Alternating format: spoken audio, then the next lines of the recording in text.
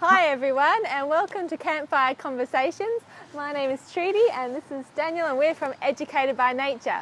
Well, it was raining this morning and we thought it would be a perfect opportunity to come out and have a chat to you about what some of our sessions are like in the rain.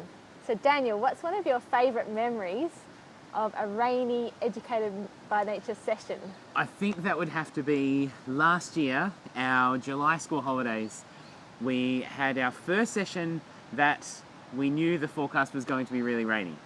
And we went ahead because part of our philosophy here at Educated by Nature is there's no such thing as bad weather, just inappropriate clothing. And we were prepared with lots of tarps, lots of rope, and a happy disposition, which I think is a really important element of being a nature educator, being in the elements. So massive amounts of rain. The parents dropped their kids off a little bit tentative, going, is it still going ahead? Are you sure it's going to still happen? I love the big tarp that we rigged up here. So Yeah. we had a shelter for when you immediately arrive, a place of safety. So they saw that was there and they saw that there was an opportunity for refuge, I guess, from that weather. And then the day was spent in the rain. So there was permission to be in the rain, which is, I think, something that we don't normally have. We don't have that permission to go, yeah, okay, we're going to be out in the rain and we're going to be wet, so let's go with it. It's like for 5 minutes and not for like a whole day. And I think what was special was it was a whole day out in rain, and that's not usual to spend a whole day in rain. And it can be a lot of fun as well. One of my favourite times was when the boys had the cups and they were trying to collect water that was running off this tree down all the leaves and the bark, and they had collected whole big cups, and then they were slightly yellowy brown colour and wanting, oh, is it safe to drink? You know, and then that a link to that survival part. If we are stuck out in the bush or something, where can we collect water and is that safe? And how do we survive in wild weather outside?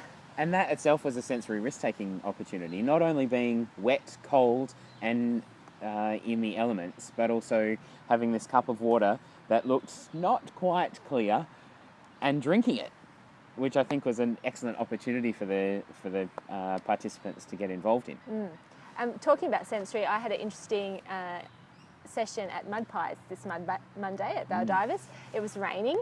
We actually postponed because of lightning threatening the week before, which is a beautiful sunny day, and we ended up having a rainy day, but it was one of those beautiful drizzly rainy days, so you could smell the bush, you know, that smell after it rains on the eucalyptus leaves is just gorgeous smell, and that's, you know, that sensory awakening just there.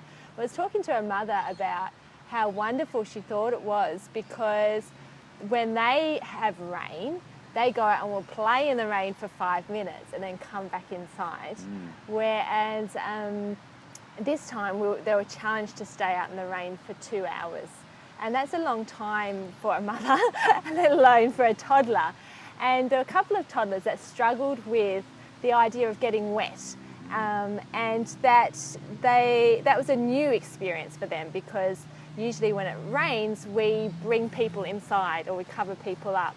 But here they saw a community of adults that were staying outside in the rain, and that was really confusing for them, and they weren't quite sure what was happening. And they weren't quite sure of this feeling of rain. So there was a lot of uncertainty in there, and that's what risk-taking is for toddlers, how to deal with that uncertainty and looking to see what the adult community was doing. So as an adult community, we were very supportive of that, saying, yeah, it's okay to be in rain here. Let's put our raincoats on. A couple of families didn't have raincoats, so let's grab some tarps and you can wrap that around you, and then let's build some shelters. And we had a grandfather create an amazing shelter cubby with a bunch of kids and mums over this big fallen tree branch with big sticks lining up, and the kids just love dragging the big sticks along, and then we lined the tarps up and put the blankets underneath, and you had this little cosy shelter to be in. And so that combination of the uncomfortableness and the risk-taking and that new sensory experience with a supportive adult community that is creating a shelter and a safe space helped some of those children feel a lot more comfortable. And one child that was walking back towards their car said, I want to go home, actually stayed for the whole session. I was really proud of that young boy, yeah. I think I love that element of play for purpose. So those experiences that you were talking about with those young children, we saw the same experiences with the older children in that building the shelters, lighting a fire, and finding ways to keep warm had purpose for that day. So the play that would have happened naturally, building shelters, using tarps to create spaces to play in, had a new purpose, and we needed to do that to keep dry from the rain, which was exciting.